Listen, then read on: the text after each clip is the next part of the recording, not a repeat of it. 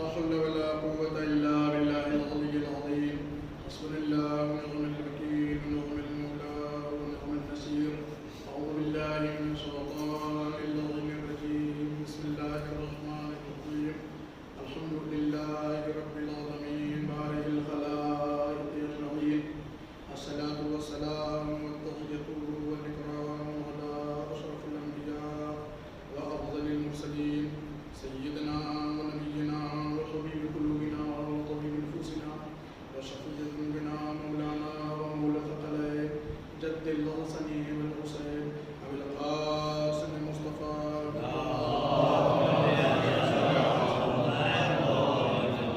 وعلى أهل بيت الطيبين الطاهرين الأكرمين المعصومين المظلومين المنتخبين المنتجبين الذين أذهب الله عنهم الرجس وطهرهم تطهيرا.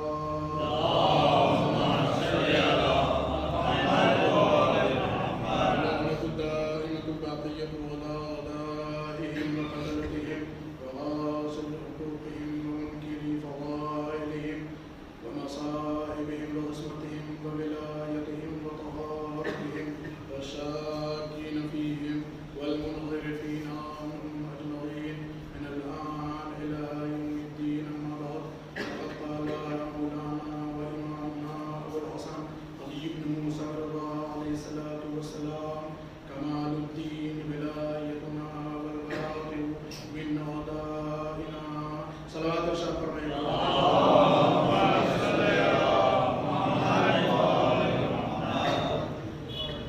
دیکھیے جو لوگ ہم کو اتنے دنوں سے سن رہے ہیں وہ اس بات سے واقف ہیں کہ ہمارا مزاج یہ ہے کہ اگر ولادت یا شہادت کا موقع ہو، روز ولادت ہو یا روز شہادت ہو، یا ایک دو دن پہلے اور بعد میں ہماری مجلس کے اگر ولادت اور شہادت کا موقع ہوتا ہے تو ہم اپنی یہ ذاتی ذمہ داری سمجھتے ہیں کہ جس معصوم کی ولادت یا شہادت کا موقع ہو اسی کی ایک حدیث بیان کی جائے اور اسی سے متعلق گفتگو کی جائے. اس لیے کہ یہ موقع ہوتا ہے کسی بہانے اس معصوم سے متعلق باتیں ہو جاتی ہیں، وإلا سال بھر تو اور باتیں کرنے کا موقع فراہم رہتا ہے لوگوں کے پاس. تو ظاہر سی بات ہے کہ یہ جو دن گزرا ہے آج کا، یا جو ہے وہ کل کی جو تاریخ گزری ہے، وہ ہمارے اور آپ کے 8ویں امام حضرت امام علی رضا علیہ الصلوۃ والسلام شہادت کی تاریخ تھی اور موقع ہے کہ امام کی شہادت ہے. لہٰذا اب یہ اپنی ذمہ داری جو ہے وہ یہ کہتی ہے کہ پڑھنے کو تو آپ کچھ بھی پڑھ لیجیے، بہت ساری باتیں ہیں، لیکن امام کی ذات اقدس سے متعلق اگر چند باتیں ہو جائیں تو شاید مجلس کا ثواب اور زیادہ ہو جائے. اس لیے ہم نے یہ طے کیا کہ امام ہشتم یعنی 8ویں امام کی ہی زندگی سے ایک قول ان کی زبان سے اور ایک حدیث ان کی زبان عطا سے آپ کے سامنے عرض کی جائے، اور ایک بہت بڑا مسئلہ جو ہمارے درمیان آج پایا جاتا ہے وہ حل ہو جائے. بہت مختصر سی حدیث ہے امام کی. امام علیہ الصلوۃ والسلام ارشاد فرماتے ہیں کہ کمال الدین ولایتنا.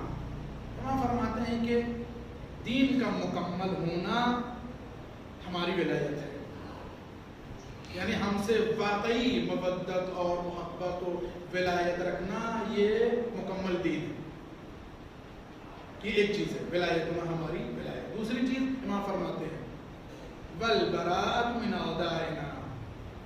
دین کے مکمل ہونے کے لیے صرف ہماری ولایت ہی کافی نہیں ہے، بلکہ فرماتے ہیں والبراءۃ من اعدائنا، ہمارے دشمنوں سے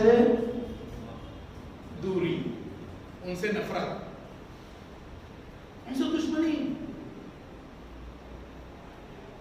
ان سے اپنے آپ کو بچانا. تبرہ کا مطلب ہرگز لعنت نہیں ہے. ہاں ایک بہترین شکل ہے تبرہ کی لعنت، لیکن ہرگز تبرہ کا پورا معنی کیا ہے؟ لعنت ہی نہیں دیتا، بلکہ تبرہ کا مطلب یہ ہے کہ آپ بری ہو جائیے، دور ہو جائیے، ہے نا. دشمن خدا و دشمن رسول و امام سے الگ ہونا، وہ کردار کے جو ان کے اندر پائے جاتے ہیں دشمنوں کے درمیان یا دشمنوں کے اندر، وہ ہمارے اندر نہ ہے. جو وہ کر رہے ہیں وہ چھوڑ دیں، جو وہ نہیں کر رہے ہیں وہ کریں. یہی امام کی کیا ہے؟ صحیح معنوں میں ولایت بھی ہے، اور یہی ان کے دشمنوں سے برات بھی ہے. یہی صحیح معنوں میں اگر آج واضح الفاظ میں آپ کہنا چاہتے ہیں یہی حقیقت میں تولا بھی ہے اور یہی حقیقت میں تبرہ بھی ہے. اب آج ہمارے یہاں معاشرے میں بہت سارے لوگ آ گئے ہیں جو طرح طرح کی باتیں، طرح طرح کے نئی نئی باتیں، نئے نئے شگوفے، نئے نئے مسائل اور نئے نئے نظریات. ابھی ہمارے یہاں جو ہے کچھ دنوں پہلے ہی مسجد میں ایک صاحب آیا تھا زور میں، ہمارے آپ کا سب کے خاص ہے. ہم کہا جو ہے صاحب دیکھیے جو ہے وہ ایک صاحب کی بات ہوئی ہے، پاکستان لاہور والے ہیں، سمجھ گئے، صلوات پڑھیے محمد. کہنے ان کے ساتھ تو اہل سنت بہت ہیں. ہم نے کہا بالکل صحیح کہہ رہے ہیں آپ، اہل سنتوں کے ساتھ ہیں یا وہابی بھی ان کے ساتھ ہیں، لیکن آپ کبھی یہ ملاحظہ نہیں کر رہے کہ کس بنیاد پر وہی چیز جو وہ کہہ رہے ہیں وہی ہم بھی کہہ رہے ہیں، ہمارے ساتھ بھی آ جائیں گے. ہر چیز کا ایک حساب کتاب ہے، دین میں کیا ہے ہر چیز کا حساب کتاب ہے. اگر یہی بات ہے تو پھر ٹھیک، ہم بھی یہی کرتے ہیں، ہمارے ساتھ بھی لوگ آ جائیں. لوگوں کا آنا معیار نہیں ہے کس طریقے سے آ رہے ہیں، کن راستوں سے آ رہے ہیں، یہ معیار ہے. ہمیں اپنے اصول کو، اپنے عقائد کو، اپنے جو ہے وہ کیا ہے یقینیات کو وہ نہیں ترک کرنا ہے. ہم بھی کہنے لگے کہ نعوذ باللہ عزاداری جو ہے وہ تراویح کی طرح ہے، بہت سارے سنی ہمارے ساتھ ہو جائیں گے، لیکن یہ کہہ کے کس کو اپنے ساتھ لانا ہے؟ اگر یہ کہہ کے ہم نے کسی کو اپنے ساتھ لایا تو سمجھیے دین سے غداری ہے. یہ صحیح معنوں میں کیا ہے؟ دین سے وفاداری نہیں ہے، امام کی ولایت ہے، بلکہ امام سے خود نفرت کرنا ہوا ہے. انہیں جن کی شہادت کے موقع ہے، انہوں نے عزاداری میں کتنا اہتمام کیا ہے. امام حسین علیہ السلام، امام رضا علیہ السلام نے امام حسین کی عزاداری میں کتنا اہتمام کیا. اب ان ساری باتوں کو ہم فراموش کر دیں، ان ساری باتوں کو جو ہے وہ ختم کر دیں، ظاہر سی بات ہے وہ لوگ جو نزدیک آ رہے وہ تو چاہیے ہی نہیں کہ آپ یہ سب چیزیں جو ہے وہ چھوڑ دیجیے. اگر ہم اپنے یقینیات اور اصول کو چھوڑ کر کے کسی کو اپنے ساتھ لا رہے ہیں تو یہ دین کے ساتھ کیا ہے وفاداری. کمال کردار تو تب ہے کہ جب اپنے یقین اور اپنے اصول پر، اپنے عقائد پر برقرار بھی رہیں اور ایسا کردار پیش کرنے کے سامنے والا مجبور ہو کر ہمارے ساتھ آ جائے. ایک صلوات پڑھیے پر محمد اور بات کو یہ کہ ہم فرما رہے ہیں کہ ہماری ولایت اور ہمارے دشمنوں سے نفرت، یہ دونوں چیزیں کیا ہے دین کو مکمل کرتی ہے. جس کا بھی دین جو ہے وہ کیا ہے مکمل دیکھنا ہو اس میں یہ دونوں چیزیں دیکھنی ہوگی. واقعی اس کا دین مکمل ہے یا نہیں ہے، وہ واقعی ولایت کے دائرے میں ہے کہ نہیں، ولایت ائمہ معصومین کے دائرے میں ہے یا نہیں، ولایت خدا کے دائرے میں ہے یا نہیں، یا ان کے دشمنوں سے. البتہ یہ حدیث جو ہم نے آپ کے سامنے عرض کی بہت مختصر طور پر عرض کی ہے، مفصل حدیث ہے. راوی کہتا ہے کہ امام نے فرمایا کہ بے شک ولایت اہم ہے، لیکن امام نے فرمایا کہ یہ ولایت اور دین بھی مکمل نہیں ہوتا جب تک یہ وہ کیا ہے برات نہ کی جائے ہمارے دشمنوں سے. امام نے فرمایا ہمارے دشمنوں سے برات اور دوری ضروری ہے، وہ نہیں تو یہ بھی کسی کام کے نہیں. پھر عرض کرتے کہ جو ہے وہ اس کا مطلب ہرگز یہ نہیں ہے برات کا صرف لعنت نہیں. برات کا مطلب ہے وہ کردار کے جو دشمنان خدا اور رسول اور امام کے درمیان اور ان کے پاس ہے وہ چھوڑ دینا ہے. جو وہ کرتے ہیں وہ نہیں کرنا ہے، جو نہیں کرتے وہی کرنا ہے. اصل برات یہ ہے دشمنوں سے. اب جلدی سے بات سن لیجیے کہ امام کی زندگی جو کیا ہے ایک عالمانہ زندگی. باہر کیا کہ ہمارے ہر امام کی شرط اول یہ ہے کہ وہ عالم ہوتا ہے، سب سے زیادہ پڑھا لکھا ہوتا ہے. البتہ وہ یہاں دنیا میں نہیں حاصل کرتے، وہ اللہ کی جانب سے حکم لے کر آتے ہیں اور ہر طریقے کے حکم لے کے آتے ہیں.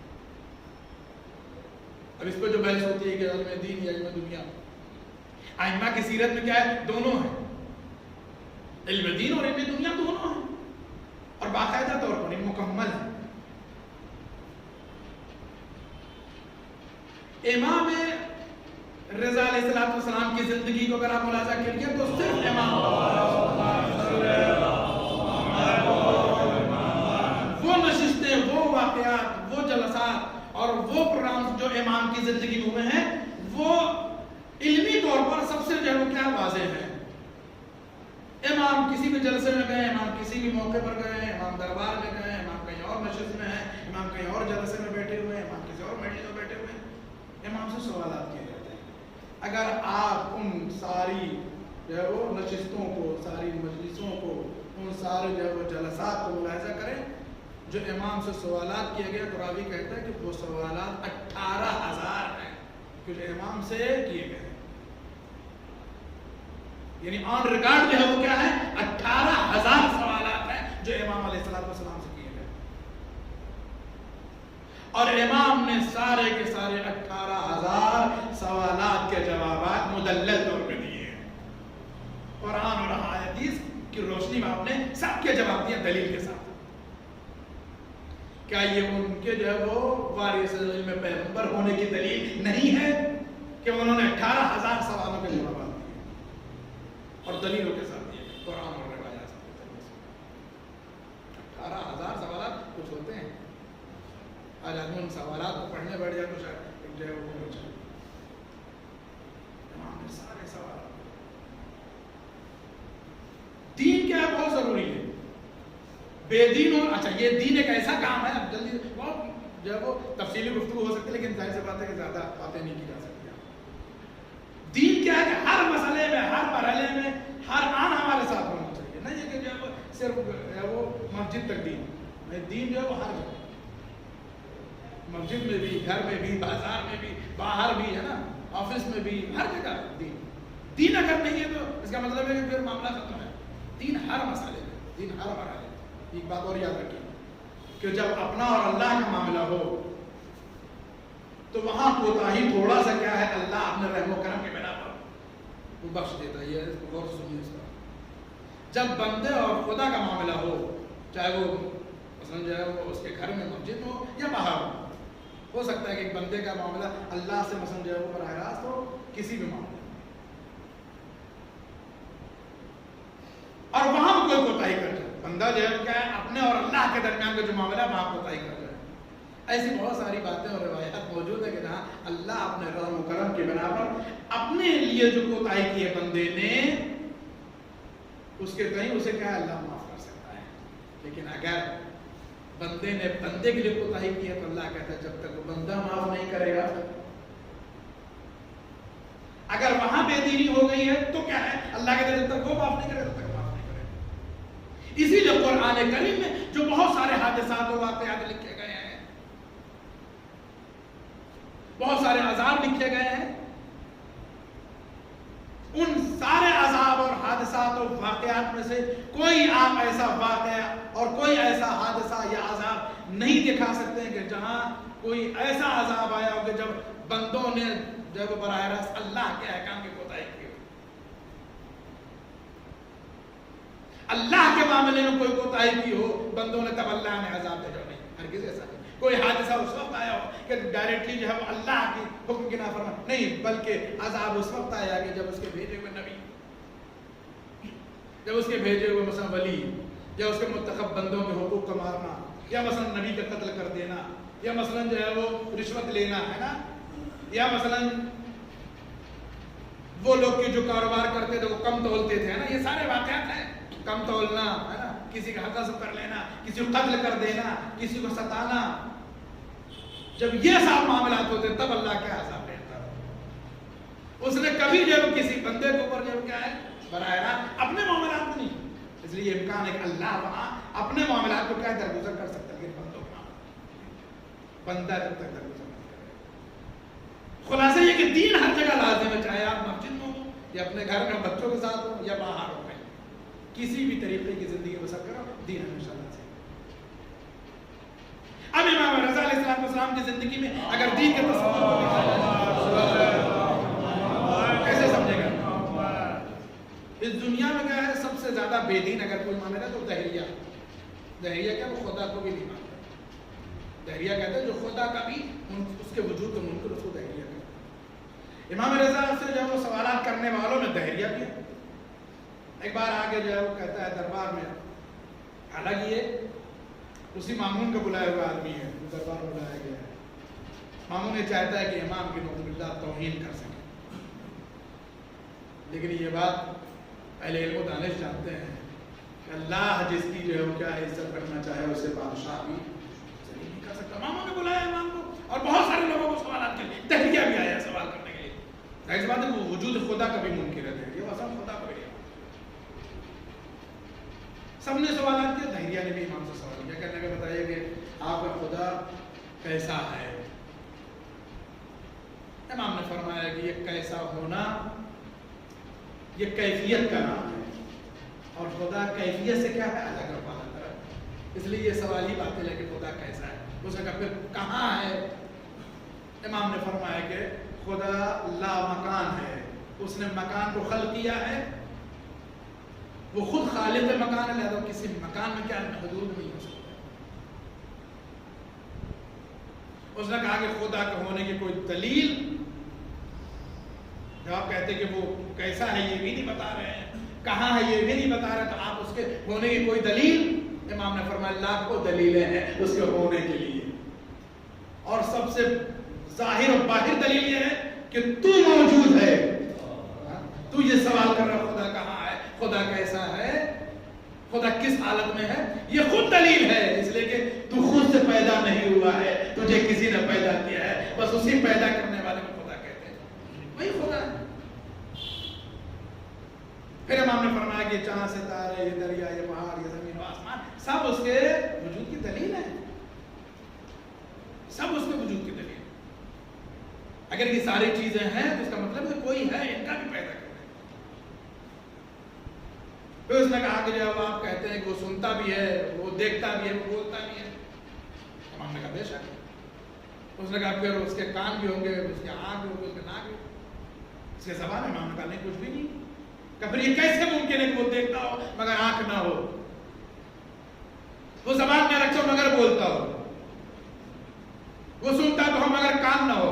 امام نے فرمایا بھائی اسی کو تو خدا کہا جاتا ہے۔ یہ سارے اعضاء جو تم نے بتائے ہیں یہ مخلوق ہے، خدا خالق ہے، اور وہ ہمیشہ سے ہے اور ہمیشہ رہنے والا ہے۔ اس کے لیے نہ کب کا تصور ہے، نہ کیسے کا تصور ہے، نہ کہاں کا تصور ہے۔ ایک صلوات پڑھیے پر محمد اور آج۔ اب آیا تو سوال کیا اس نے، کیا جب سوال کیا تھا تو متدین نہیں تھا، دیندار نہیں تھا، تب دین سے اس کا کوئی تعلق نہیں تھا، لیکن جب اس نے سوالات کے جوابات سنے تو اس نے امام سے کہا کہ آپ اپنا ہاتھ بڑھائیے، آپ اپنا ہاتھ بڑھائیے۔ امام کے دست مبارک پر اس نے بیعت کی اور کلمہ پڑھ لیا آپ کا کہ واقعی اگر کوئی نمائندہ الہی ہے تو آپ ہیں کہ جس کی بیعت کی جا سکتی ہے۔ تو ایک مسئلہ یہ بھی کہ متدین ہونے کے لیے بہت زیادہ وقت کی ضرورت نہیں ہوتی ہے، دیندار ہونے کے لیے بہت زیادہ پریشان ہونے کی ضرورت نہیں ہے، بس ایک انسان کا ضمیر کیا ہے، وہ کام کر رہا، اس کا صحیح استعمال کر رہا بندہ۔ ایک واقعہ جو ہے وہ آدمی کی کیا متدین بنا سکتا ہے، مومن بنا سکتا ہے۔ بس اگر ہمارے جو وہ اس پورے حساب و کتاب میں اگر دین کہیں نہیں ہے تو اس کا مطلب ہے کہ صرف جو ہے وہ چل رہا ہے کام بغیر دین کے۔ تدین ضروری ہے، تدین نہ ہو تو سب متدین ہونا ضروری ہے۔ یہیں پر جو ہے وہ کیا ہے، ایک سوال اور خود مامون نے کیا۔ ظاہر بات ہے کہ مامون تو اس کو جو ہے وہ ایک ہی وقت میں دو کام کرنا ہوتا ہے۔ ایک تو یہ کہ جو ہے وہ جو باہر کے لوگ دربار مدد باہر ملکوں کے ان کو یہ دکھانا ہوتا تھا کہ یہ ہمارے ولی عہد ہیں۔ امام کا ایک معیار یہ بھی ہے کہ جو ہے وہ دنیاوی اعتبار سے کہ ان کو ولی عہد بنایا گیا، اللہ امام کے لیے ولی عہد مامون کوئی حیثیت نہیں رکھتی ہے۔ تو مامون کو کیا یہ بھی دکھانا ہوتا تھا دوسروں کو، جو باہر کے لوگ آتے تھے کہ جو ہے وہ ہمارا ولی عہد اتنا قابل ہے کہ تو مثلا کسی بھی سوال کو رد نہیں کرتا بلکہ سارے جواب، لیکن دل ہی دل میں کیا ہے وہ امام سے نفرت بھی کرتا تھا، یار اگر یہی حال رہا تو ہم کو کون دیکھے گا۔ تو جہاں یہ واقعہ وہیں پھر مامون نے کیا کیا، امام سے ایک سوال کر دیا، کہنے گا یہ بتائیے کہ جو ہے وہ اسلام میں صرف یہ مردوں کو کوئی اختیار دیا گیا کہ وہ 4 شادیاں کر سکتے ہیں، 4 عورتیں کر سکتے ہیں، عورتوں کو بھی صرف بابو بھائی صرف جو ہے وہ کیا ہے، مردوں کو یہ اختیار کیوں ہے کہ وہ 4 شادیاں کر سکتے ہیں، عورتوں کو یہ اختیار نہیں ہے۔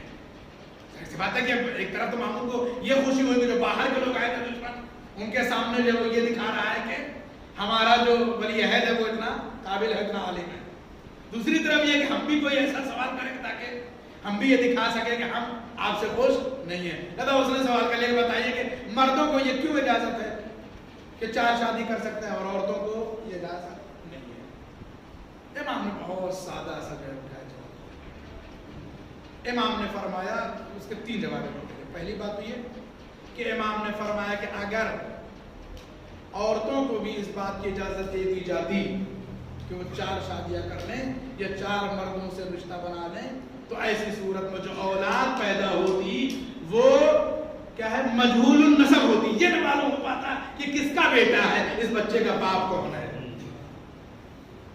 یہ سب باتیں اس لیے بتا تاکہ یاد رکھے کہیں کوئی بات آئے. یہ وہ سوال ہے کہ جو آپ سے بھی باہر کہیں کیا جا سکتا ہے کہ آپ کے دین میں کیوں کہا جاتا ہے کہ ایک مرد ہلکا ہے 4 شادیاں کر سکتا ہے اور عورت کو یہ اختیار کیوں نہیں. امام نے اس کے 3 جوابات دیے. پہلا جواب تو یہ کہ اللہ نے اور دین و شریعت نے اس لیے عورتوں کو یہ حکم نہیں دیا, اجازت نہیں دیا کہ اگر وہ 4 مردوں سے ارتباط کریں گے, رشتہ بنائیں گی, تو ایسی صورت میں جو بچہ پیدا ہو مجہول نسب ہوگا, یہی نہیں پتا چلے گا کہ بچے کا اصل باپ کون ہے. پھر امام نے دوسری جو دلیل ہے, دوسرا جواب وہ یہ ہے, امام نے فرمایا کہ اگر ایسا ہو جائے کہ عورتوں کو جب کیا ہے 4 شادی کی اجازت مل جائے, 4 مردوں سے ارتباط کریں, تو امام نے فرمایا اس کا بڑا نقصان کیا ہوگا, میراث کا جھگڑا بڑھ جائے گا. میراث کا جھگڑا بڑھ جائے گا. جو تقسیم میراث ہے وہ کیا ہے, اس میں فساد ہوگا. ظاہر سی بات ہے کہ جب یہی نہیں پتا کون کس کا ہے تو میراث کیسے بٹے گی. مثلا اگر ماں کے نام پہ پراپرٹی ہے تو وہ کیسے بٹے گی اولاد, یا باپ مثلا جو ہے مجہول ہو گیا ہے, معلوم نہیں کہ باپ کون ہے, تو پھر کیسے کس کو میراث ملے گی. تو دوسرا نقصان یہ, اس لیے اللہ نے اور دین اسلام نے منع کیا کہ جو ہے وہ عورت یہ کام کر سکتی. تیسرے یہ کہ اب وہ زمانہ چھوڑ دیا, جو امام نے بتایا تو وہ سنیے, جو سب سے اہم وجہ جو آج کے دور کی ہے. امام نے فرمایا کہ چونکہ اللہ نے اپنے قدرت کے ذریعے سے مردوں کے مقابلے میں عورتوں کی تعداد زیادہ رکھی ہے. اب کیا ہے صاحب, اب تو ایک بچہ پیدا کرنا جو ہے وہ بڑی مشکل سے, بیٹا ہو گیا تو پھر اس کے بعد آدمی کیا ہے توبہ کر لیتا ہے کہ اب جو ہے وہ کیا ہے دوبارہ چانس نہیں لے کے انسان ہوگی بیٹی ہے نا. یا مثلا جو ہے وہ ایک تو چلو کسی حد تک صحیح ہے, 2 ہو گیا تو تیسرے کے جب جو ہے وہ تیسرے مرحلے میں جا رہا تو آدمی سمجھتا ہے کہ بس حرام ہی کرنے جا رہا ہے. امام نے فرمایا کہ چونکہ اللہ نے اس لیے حکم دیا کہ مرد 4 شادیاں کر سکتا, اللہ نے اپنے نظام قدرت کی بنیاد پر عورتوں کی تعداد زیادہ رکھی ہے بنسبت مردوں کی.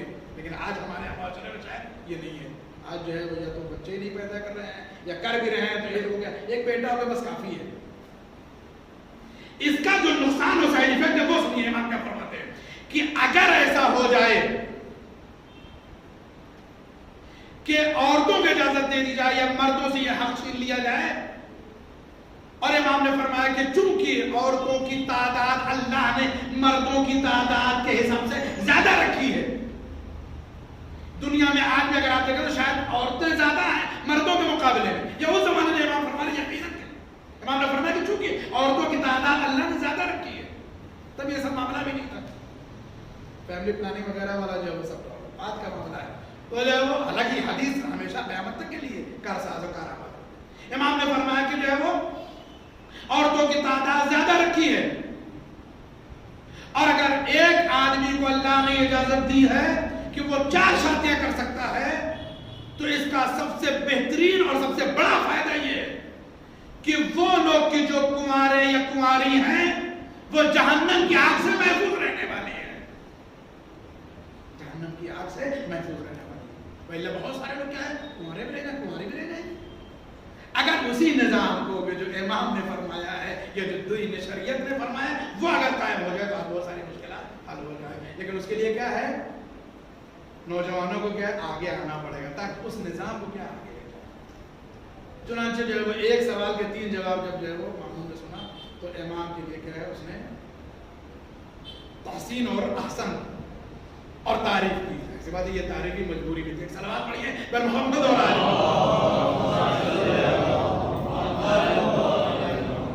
اب جو ہے ہم کو اس میں ایک واقعہ نقل کرنا تھا, وہ آپ تک شاید نہ پہنچ پائے, تب دیکھتے ہیں کہاں تک پہنچ پاتے ہیں. 25 منٹ تو ہو گئے.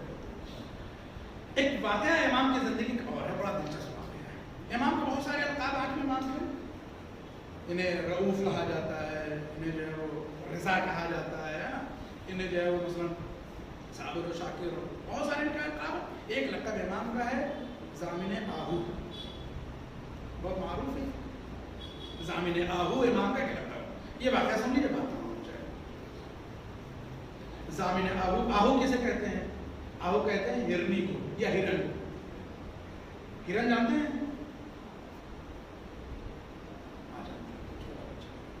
ہرن جانتے ہیں؟ ہرن ایک جانور ہے, جنگلی جانور ہے, لیکن جو ہے وہ کیا ہے مضر نہیں ہے, کسی کو یہ ضرر نہیں پہنچاتا. یہ خود بہت پیارا جانور ہوتا ہے. بہت سارے لوگ شوق میں پالتے ہیں، پہلے بہت سارے لوگ شکار بھی کرتے تھے. یہ ہرن جو ہے وہ کیا ہے، اور ضامن کہتے ہیں ضمانت لینے والے، گارنٹر کو کہتے ہیں ضامن. یہ واقعہ پورا جو کیا ہے ہرن کا ہے یا ہرنی کا ہے، در واقع ہرنی کا ہے. جو ضامن آہون یعنی جو ہے وہ امام جو جنہوں نے ایک ہرنی کی گارنٹی لی تھی، ضمانت لی تھی. یہ پورا واقعہ کیا ہے، یہ جو لقب امام کا ضامن آہو، یہ جو ہمارے ہاں ہاتھ کے اوپر ایک کپڑا باندھا جاتا ہے، اس میں سکہ رہتا ہے، سفر پہ جاتے ہیں، اس کو کیا کہتے ہیں، امام ضامن. اور اب تو شادیوں وغیرہ بھی ہوتی ہے، امام ضامن باندھی جاتی ہے نا، رسم ہوتی ہے کہ رشتہ طے ہوا تو پہلے امام ضامن باندھی جائے تاکہ جو ہے وہ کیا ہے ادھر ادھر معاملہ نہ ہونے پر رشتہ ٹھہرا رہے، ایک جگہ رہے، ٹوٹنے نہ پائے. امام ضامن جو ہے وہ باندھی جاتی ہے. یہ بہترین عمل بھی ہے، اچھا عمل ہونا چاہیے، اس کو رائج بھی ہونا چاہیے. امام ضامن کیا عمل، سفر میں بھی جاتے ہیں تو لوگ باندھ کے جاتے ہیں. یہ امام ضامن کیا ہے، انہی امام سے منسوب عمل ہے. اس طرف لے جانا. اب وہ جو بات ہے ضامن آہو، ایران میں اور جب وہ فارس اور عرب زبان میں اس لقب کو بڑی جو ہے وہ کیا ہے اہمیت دی گئی، چونکہ یہ واقعہ میں بتاتے کہ کسی علاقے کا ہے. واقعہ کچھ یوں ہے کہ جو ہے وہ کہتے ہیں کہ امام سفر میں ہے. اب چاہے مدینے سے جو ہے وہ مرو یا خراسان آ رہے ہیں یا کہیں اور امام تشریف لے جا رہے ہیں، تو اس زمانے میں شکار کا شوق ہوتا تھا لوگوں کو، ہرن پکڑنا، ہرن مارنا، اس طریقے کے جو حلال گوشت جانور ہوتے ہیں لوگ شکار. چنانچہ امام ایک راستے سے جا رہے تھے اور جو ہے وہ نزدیک میں کوئی جنگل تھا. شکاری نے کیا کہ اپنا جال پھینکا تھا شکار کرنے کے لیے، ہرن پھنسانے کے لیے. سمجھ رہے ہیں؟ چنانچہ جو ہے وہ امام کی سیرت میں جو یہ واقعہ ملتا ہے وہ یہ کہ امام جا رہے ہیں اور ادھر جو ہے وہ شکاری نے جال پھینکا، اتفاق سے ہرنی جو ہے وہ شکارچی کے جال میں پھنس گئی، جو شکار کرنے والا سیاح تھا. اب جب پھنس گئی تو وہ کیا ہے اس کو لے کر کے اپنے گھر کی طرف جانے لگا. راستے میں امام سے ملاقات ہو گئی، اس آدمی کا سامنا ہو گیا امام سے. یہ جو شکارچی تھا جو لے کے جا رہا تھا ہرنی کو، اس سے امام کو ملاقات ہو گئی. وہ امام کو پہچانتا نہیں تھا کہ یہ تو مرزا ہے. یہ ہرنی جو ہے وہ جانور ضرور تھے مگر پہچان نہیں تھی کہ یہ کون ہے. امام کی طرف جو ہے بڑی حسرت کی نگاہ سے دیکھا اس نے، اور جو ہے وہ اس کے ہاتھ سے چھوٹ کر کے وہ امام کے جو ہے وہ پیچھے آ کر کے کھڑی ہو گئی کہ امام گویا یہ کہنا چاہ رہے مجھے بچا لیجیے، اس شکاری کے ہاتھ سے مجھے بچا لیجیے. وہ امام کے پیچھے آ کر کے امام نے اس سے پوچھا کہ کیا بات ہے. تو اب ظاہر سی بات ہے وہ یہ سمجھ گئی کہ امام جب یہ پوچھ رہے ہیں مجھ سے کہ کیا بات ہے تو امام ہماری بات کو سمجھ سکتے. اس نے کہا کہ مولا ایسا ہے کہ اس شکارچی نے جال ڈالا تھا اور ہم اپنے 2 چھوٹے چھوٹے بچوں کو اپنے جو ہے وہ چھوٹے سے گھر میں وہاں جنگل میں چھوڑ کے غذا کی تلاش میں نکلے تو بچوں سے کہہ دیا، چھوٹے بچے تو دونوں کہہ دیا تو سمجھا دیا تھے باہر نہ نکلنا، ہم ابھی تمہارے لیے کھانا لے کر آتے ہیں. ہم باہر نکلے تھے کھانا لینے کے لیے، یہ شکارچی نے جال ڈالا تھا، ہم اس کے قبضے میں آ گئے، ہم اس کے شکار ہو گئے، آپ جو ہے وہ ہمارے اوپر رحم کیجیے. امام نے اس آدمی سے کہا کہ تم نے اسے فلاں جنگل سے شکار کیا؟ اس نے کہا ہاں. امام نے کہا کہ ایسا کرو کہ تم اس کے عوض میں ہم سے پیسہ لے لو، اس کو چھوڑ دو. تم غور سے سنیے. امام نے کہا کہ ایسا کرو تم ہم سے پیسہ لے لو، اس کی قیمت لے لو اور اسے ہمیں دے دو. اس نے کہا نہیں، ہم اسے جو ہے کیا بیچنے کے لیے ہمیں نہیں، اس کو پکڑا. وہ جانتا نہیں تھا کہ کون. تو امام نے کہا کہ اچھا ٹھیک ہے. پھر اس نے کہا جو ہے وہ امام سے ہرنی نہیں کہ مولا اگر یہ جو ہے وہ بیچنے پر تیار نہیں، چھوڑنے پر تیار نہیں تو آپ ایک کام کریں، آپ ضمانت لے لیجیے، آپ ہمارے گارنٹر. واقعی کتنی بڑی بات ہے یہ. اس نے کہا کہ آپ گارنٹر بن جائیے ہمارے اتنی دیر کے لیے کہ ہم چاہیں اور اپنے دونوں چھوٹے بچے جو ہمارے لیے کیا ہے دودھ پیتے ہوئے ہیں، ہم انہیں دودھ پلا کر کے واپس آ جائیں. آپ سے ہم وعدہ کرتے ہیں کہ ہم دودھ پلا کر کے فوراً پھر آپ کی خدمت میں آ جائیں اور یہ شکاری چاہے تو ہمیں لے جائے، جو ہمارے ساتھ برتاؤ کرے وہ ہمیں قابل غور ہے کہ نہیں. ایک جانور جو ہے امام سے عہد کر رہا ہے کہ جو ہے وہ ہم کو آپ جو ہے وہ ضمانت لے لیجیے، ہم جائیں اور پھر اپنے بچوں کو دودھ پلا کر کے آ جائیں، پھر یہ شکاری جو برتاؤ کرنا چاہیے. امام نے اسے کہا بھائی ایسا ہے کہ اس کی گارنٹی ہم لیتے ہیں. کچھ دیر کے لیے اسے جانے دو جنگل، کچھ دیر کے لیے اسے جنگل جانے دو۔ اس نے کہا آپ یہ عجیب بات کرتے ہیں، یہ ہرنی ہے، جائے گی تو کیا واپس آئے گی؟ جنگلی جانور یہ چلا گیا تو یہ چلی گئی تو واپس آئے گی کیا؟ امام نے کہا کہ میں گارنٹی لیتا ہوں یہ واپس آئے گی، اگر نہیں آئی تو میں جو ہے وہ کیا ہے اس کا جو بھی ہو سکتا ہے، جو بھی اس کا عوض ہو سکتا ہے ٹھیک ہے۔ اس نے بھی سوچا آزما لیتے ہیں، اس نے بھی سوچا ہوگا کہ آزما لیتے ہیں، نہیں آئے گی تو پھر دوسرا جال ڈال لیں گے مثلا، لیکن سوچا کہ لاؤ آزما ہی لیتے ہیں کہ آتی بھی ہے کہ نہیں آتی ہے۔ لیکن اللہ ہر حکم امام اور ولایت امام گئی اور جو بچوں کو دودھ، البتہ یہ سن لیجیے ایک بات اور بھی کہ یہ ہرنی والا واقعہ رسول اللہ کے زمانے میں بھی ایک بیان ہوتا ہے، ان کی تاریخ میں بھی ہرنی والا واقعہ جو ہے وہ چوتھے امام کی بھی حیات میں ہے کہیں نہ کہیں، لیکن سب سے زیادہ معروف یہ واقعہ جو ہوا آٹھویں امام کے لیے ہوا ہے، اسی لیے آپ کو ضامن آہو کہا جاتا ہے۔ ایران اور فارس زبان میں آج بھی اس واقعے کو بڑی اہمیت دی جاتی ہے، اور بہت سارے آپ دیکھیں گے جو ہے وہ اس طریقے کی تصویریں آج بھی ایران آپ جائیے زیارتوں پر دیکھیے، بہت ساری دکانوں پر یا پہلے قدیم زمانہ ہم لوگ کے گھروں میں بھی ایسے بہت سارے تصویریں تھیں کہ جہاں پر جو ہے گھرنی بنی ہوئی ہوتی تھی اور امام کا چہرہ جو ڈھکا ہوتا تھا، ایک شخصیت ہوتی تھی جہاں لکھا ہوتا تھا یا ضامن آہو یا السلام علیکم یا ضامن آہو لکھا ہوتا تھا۔ اس طریقے کی پرانی تصویریں ہم لوگ یہاں بھی پہلے تھی، شاید پرانے عزا خانوں میں بھی کہیں دیکھنے کو مل جائے۔ اور اس واقعے کے علاوہ بھی سنیے کہ کہتا ہے کہ ایک شکارچی ایک کہتا ہے ایرانی ہے، وہ کہتا ہے کہ ہم بھی یہی کام کرتے تھے، ایک زمانے میں جو ہے وہ ہرن کا ہم نے پیچھا کیا، اور جب ہرن نے دیکھا کہ ہم اس کے جال میں پھنسی جائیں گے تو اس نے آٹھویں امام کے روزے کی دیوار کے پاس، اس وقت ایسا روزہ نہیں تھا، قبر تھی، اور جو ہے وہ دیوار کے پاس جا کے کھڑا ہو گیا۔ وہ کہتا ہے کہ جو ہے وہ وہی ہرن جب تک بھاگتا چلا آ رہا تھا، جب امام کے حرم کے پاس آیا، امام کے روزے کے پاس آیا تو دیوار میں رکھ کے کھڑا ہو گیا۔ اب اس کو لاکھ بھگانے کی کوشش کرتے نہیں بھاگتا ہے، اور پھر وہ کہتے ہیں کہ تھوڑی دیر کے بعد جو ہے وہ کیا ہے وہ امام کی قبر اطہر کے نزدیک چلا گیا۔ اب ہم جب اندر گئے تو کیا دیکھتے کہ وہاں نہ ہرن ہے نہ کوئی ایسی کوئی اور چیز ہے۔ وہاں خادموں سے پوچھا کہ بتاؤ کوئی ہرن آیا تھا؟ انہوں نے کہا نہیں ہوا، ایسا تم نے کچھ بھی نہیں دیکھا۔ اب کہتے جب واپس آیا تو دیکھا کہ واپس نکلنے کے جو قدم کے نشان ہیں وہ اس ہرن کے دکھائی دے رہے ہیں کہ وہاں سے گیا، اور امام کیا ہے، امام نے اس کی جو ہے کیا ہے ضمانت گویا ہمارے ہاتھ سے بھی لے لی۔ یہ پورا واقعہ امام کی سیرت میں، اور امام آٹھویں امام کے لیے خاص طور سے یہ آہو اور ہرن کا تذکرہ پایا جاتا ہے۔ یہ ایک واقعہ جو جس نے نقل کر دیا، چنانچہ روایت کہتی ہے کہ وہ ہرن گئی اور اپنے بچے کو دودھ پلا کر کے واپس آئی۔ اب جب واپس آئی تو شکارچی جو تھا اس کی حیرت کی انتہا نہیں، اس نے کہا یہ کیسے ہو گیا، یہ جنگلی جانور یہ ہرنی وہاں تک گئی اور واپس بھی آ گئی، آپ ہیں کون؟ شکارچی کہا آپ کون ہیں؟ تب امام نے فرمایا کہ میں فرزند رسول ہوں، میں علی ابن موسیٰ ہوں۔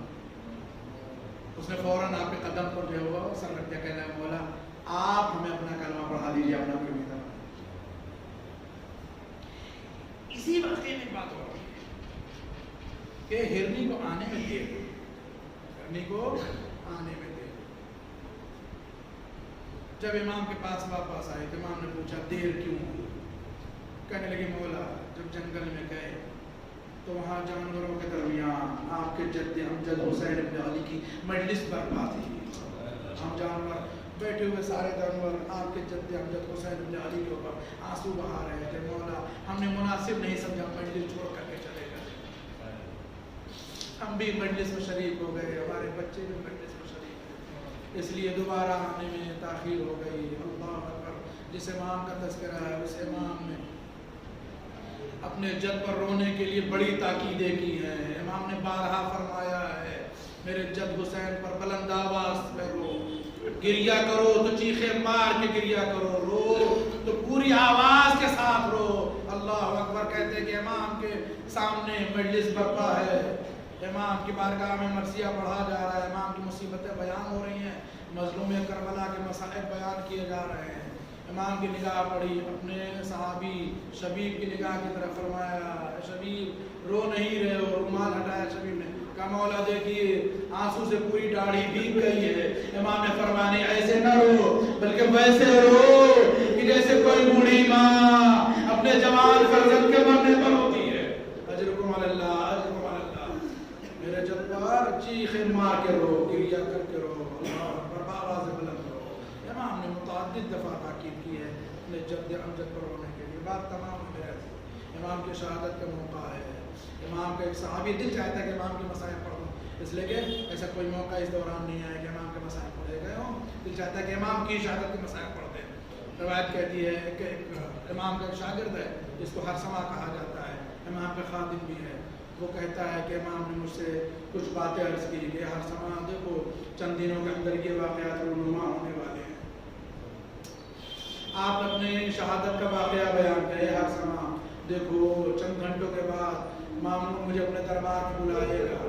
दरबार में बुलाने के बाद मेरे सामने अंगूर पेश करेगा, मुझसे ज़बरदस्ती करेगा, मैं अंगूर तनावुल करूँगा। वो अंगूर जहर में बुझा हुआ होगा, उसमें जहर मिला हुआ होगा। आवाज़ देते इमाम हरसमा, मैं जब अंगूर खा लूँगा तो उस जहर के असर से मेरी मौत वाक़ई हो जाएगी। लेकिन ये हरसमा खबरदार मेरे गुस्ल कफन के एहतमाम मामून न करने पाए, बल्कि मेरे गुस्ल कफन का इंतज़ार मेरा लाल, मेरा बेटा इमाम मोहम्मद तब्दी करेगा। इमाम फरमाते हैं ये हरसमा तुम्हें कुछ भी करने की ज़रूरत नहीं है। ये हरसमा एक बात का और ख्याल रखना, अगर दरबार से कफन आया तो कफन वापस कर देना। फिर इमाम फरमाते हैं ये हरसमा जब मेरा गुस्ल कफन हो जाए, जनाजा तैयार हो जाए, तो तुम देखोगे कि हारून की कब्र के नज़दीक एक कब्र बनी हुई नजर आएगी, मुझे वहीं दफन किया जाएगा। अजरुकुम अल्लाह। रावी कहता है हरसमा कहते हैं कि वो वक्त करीब आ गया, मामून ने इमाम को बुलाया, मेरे दिल की धड़कन बढ़ने लगी कि इमाम की पहली बात सच साबित हो गई कि मामून ने इमाम को बुला लिया है। वो कहता मैं भी इमाम के साथ गया, मैंने देखा मामून ने इमाम के सामने अंगूर पेश किए, अंगूर की बड़ी तारीफ की, कहने लगा इमाम खाइए बड़े अच्छे अंगूर हैं। इमाम ने फरमाया जन्नत में लाने से बेहतर अंगूर रखे। जब बहुत ताकीद की मामून ने तो इमाम ने 3 खोशे 3 दाने चुने, 3 दाने तनावुल किए। रावी कहता हरसमा कहता मैंने देखा कि इमाम 3 दाने अंगूर खाने के बाद खड़े हुए, इमाम का कदम लड़खड़ाने लगे। मामून ने पूछा कहाँ जा रहे हैं? इमाम ने फरमाया वही जहाँ तू भेजना चाहता है। बैतुल शरफ आए, बिस्तर पर लेटे करवट बदलते रहे, जहर का असर होने लगा, तड़पने लगे। यकायक हरसमा कहते हैं कि इमाम का वक्त आखिर नजदीक आया, घर का दरवाजा बंद है, कोई बाहर से हमारे सामने गया भी नहीं, लेकिन यकायक हरसमा कहते हैं हमें ऐसा महसूस हुआ कोई इमाम के पास बैठा हुआ है, इमाम उससे वसीयतें कर रहे हैं। फिर वो कहता मैंने देखा खैमा नस्ब हुआ जहाँ इमाम को गुस्ल कफन दिया। ये इमाम के बेटे थे जो एजाज के जरिए से आए, बाप की वसीयतें सुनी, बाप को गुस्ल कफन दिया। रावी कहता हरसमा कहता है मुझसे मामून ने पूछा तुम्हारे इमाम और क्या क्या कह गए? हरसमा ने सारी बातें बयान की। मामून तड़प के कहने लगा देखो इस बात को राज रखना, किसी से बयान न करना। मामून ने हुक्म दिया इमाम को गुस्ल कफन दिया जाए। हरसमा ने कहा इमाम ने मना किया है, तुम्हारा कफन इमाम ने देने से मना किया है। लेकिन मामून ने अपने जराइम को छुपाने के लिए शोक का ऐलान किया।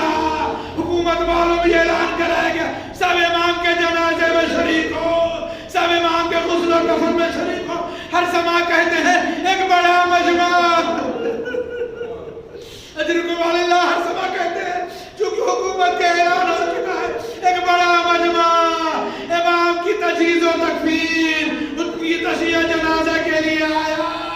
एक बड़ा मजमा इमाम के जनाजे को लेके चला, जैसा इमाम ने फरमाया था वैसे ही बातें रूनुमा हुआ। हरसमा कहते मैंने क्या देखा, हारून की कब्र के बगल में एक कब्र पहले से तैयार है, 2 हाथ में मुदार हुए, लाओ मेरे फर्जंद को मेरे हवाले कर दो। कब्र में इमाम की मैयत उतारी गई। हरसमा कहते मैंने देखा कब्र खुद ब खुद बंद हो गई। इमाम रज़ा आपकी मुसीबतें बड़ी ज्यादा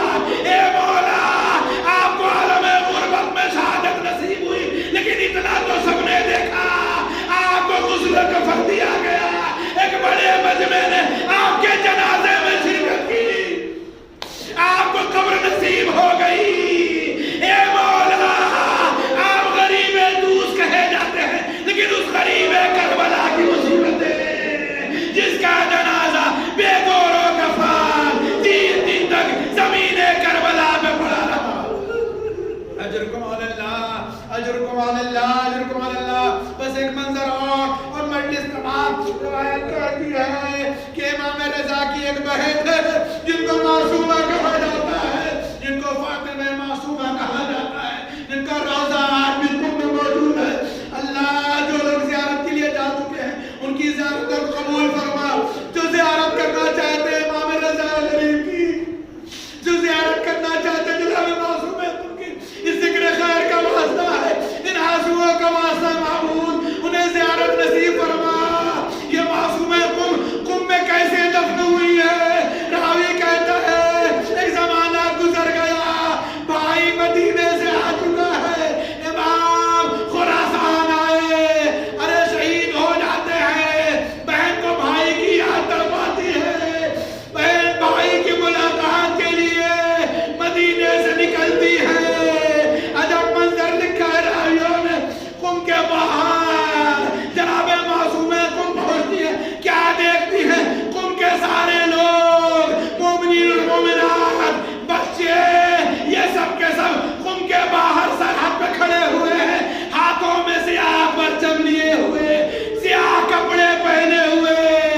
ایک مرتبہ جب معصوم قم کی سواری قم کے باہر پہنچی تو آپ نے محمل کا پردہ اٹھا کے دیکھا، کیا دیکھا؟ چاہنے والے سیاہ لباس پہنے ہوئے ہیں، سیاہ پرچم ہاتھوں میں لیے، آنکھوں سے آنسو بہا رہے ہیں۔ ایک مرتبہ فرماتی ہے اے چاہنے والوں، ارے ہم تمہارے مہمان ہیں، مہمان کا استقبال سیاہ پرچم اور سیاہ لباس کے ساتھ تو نہیں کیا جاتا ہے۔ ارے چاہنے والوں نے جواب دی اے بی بی، ہم آپ کے بھائی کی شہادت کا پرسہ دینا ہے، آپ کے بھائی نہ رہے۔ سنیے گا راوی کیا کہتا ہے، جناب معصوم قم نے اپنے بھائی آٹھویں امام کی شہادت کی خبر سنی تو بیمار ہوئی، ایسا بیمار ہوئی کہ 18 روز میں آپ کی شہادت واضح ہو جاتی ہے۔ اللہ اللہ، ایک بہن یہ ہے جو بھائی کی صرف خبر شہادت سنتی ہے تو پھر زندہ نہیں رہتی۔ ہمارا کروڑوں سلام اس بہن پر جو چند قدم کے فاصلے پر اپنے بھائی کے گلے میں چلتا ہوا خنجر دیکھتی رہی، فریاد کرتی رہی اے پسرے ساتھ، ارے میرا ماجا ذبح ہو رہا ہے اور تو کھڑا دیکھ رہا ہے۔ حسین کے سر و تن میں جدائی ہوئی، بہن فریاد کرتی رہی، بھائی کو بچا نہ سکی۔ انا للہ و انا الیہ راجعون، رضا بقضائہ و تسلیما لامرہ، وسيعلم الذين ظلموا أي منقلب ينقلبون۔ الہی بحق الزہراء وابیہا وبغلہا وبنیہا وسر المستودع فیہا بعدد ما احاط به علمک